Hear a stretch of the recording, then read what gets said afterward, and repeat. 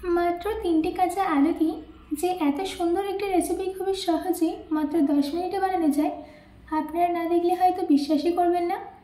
আমি যে রেসিপিটা আপনাদের সাথে শেয়ার করতে চলেছি সেটা কিন্তু খেতে দারুণ টেস্টি হয়।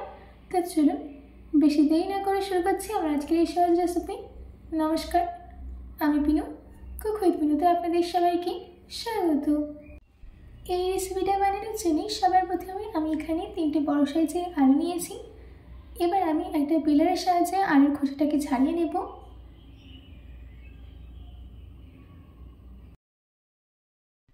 দেখুন আমাদের এখানে সব আলুর খোসা ছাড়িয়ে নেওয়া হয়ে গেছে। এবার আমি একটা গ্রেটার নিয়ে তার বড় সাইজের হোল দিয়ে এই আলুটাকে গ্রেট করে নেব। একদম মোটা মোটা করে গ্রেট করে নিতে হবে। আপনাদের কাছে যদি গ্রেটার না থাকে তাহলে আপনারা বটি কিংবা ছুরিতেও কেটে নিতে পারেন। দেখুন আমি এইভাবে কিন্তু আলুটাকে গ্রেট করে নিয়েছি। এবার আমি এই আলুটাকে একটা বোলের মধ্যে ট্রান্সফার করে দিচ্ছি। তারপর জল দিয়ে ভালো করে 3 থেকে 4 বার ধুয়ে নিতে হবে, যার জন্যে আলুগুলো কালো হবে না আর আলুর মধ্যে যে স্টার্চ আছে সেটা সম্পূর্ণ বেরিয়ে যাবে আর আলুটা একদম কুরকুরেভাবে রেডি হবে। দেখুন আমি সব জল কিন্তু ছেঁকে নিয়েছি। এবার আমি এই আলুগুলোকে প্লেটের মধ্যে রেখে দিয়ে 10 মিনিটের জন্য ফ্যানের তলায় রেখে দেব, যাতে আলুর মধ্যে যে এক্সট্রা জলটা আছে তা বেরিয়ে যায়।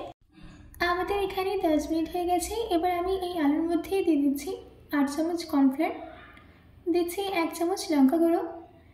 এই স্টেজে কোনো নুন দেবেন না, যদি নুনটা দেন তাহলে ভাজার সময় আলুটা কিন্তু একদম নরম হয়ে যাবে আর কর্নফ্লাওয়ারের কোটিংটা কিন্তু ভালো করে হবে না। সব কিছুকে ভালো করে মিশিয়ে নিতে হবে। দেখুন ভালো করে মিশিয়ে নেওয়া হয়ে গেছে। এবার আমি এই আলুগুলোকে ভেজে নেব। তার জন্য মিডিয়াম ফ্লেমে তেল গরম করতে দিয়েছিলাম। তেলটা সম্পূর্ণ গরম হয়ে গেলে আলুটাকে এইভাবে দিয়ে দিতে হবে। আলু দেওয়ার পর সঙ্গে সঙ্গে কিন্তু নাড়বেন না। যখন আলুটা তেলের উপর ভেসে আসবে তখন এটাকে উল্টে পাল্টে নেবেন আর আলুটাকে ততক্ষণ ভেজে নিতে হবে যতক্ষণ না এরা গোল্ডেন ক্রিস্পি হয়।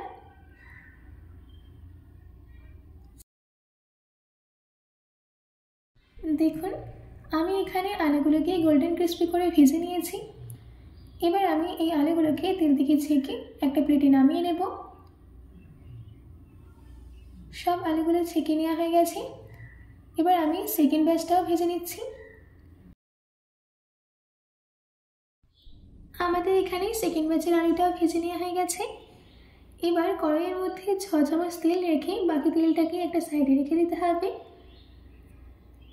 এবার এই 6 চামচ তেলের মধ্যে দিয়ে দিচ্ছি 5 চামচ টমেটো কেচাপ, দিচ্ছি 2 চামচ ভিনেগার, 2 চামচ সয়া সস, 1 চামচ লঙ্কা গুঁড়ো দিয়ে এই সব কিছুকে ভালো করে মিশিয়ে নিতে হবে আর গ্যাসের ফ্লেমটাকে মিডিয়ামে রেখে 3 মিনিট এই সসটাকে রান্না করে নিচ্ছি। 3 মিনিট বাদ এর মধ্যে অ্যাড করে দিতে হবে স্বাদ মতো নুন, 2 চামচ চিনি। এখানে চিনিটা টেস্ট ব্যালেন্স করার জন্য দিলাম। এবার চিনি আর নুনটাকে ভালো করে সসের সাথে মিশিয়ে নিতে হবে যাতে চিনিটা সম্পূর্ণ ডিজলভ হয়ে যায়। এবার আমি এর মধ্যে অ্যাড করে দিচ্ছি ভেজে রাখা আলু। আলুটা দেওয়ার পর দিয়ে দিচ্ছি 3 চামচ সাদা তিল। এবার এই আলুটাকে সসের সাথে ভালো করে মিশিয়ে নিতে হবে।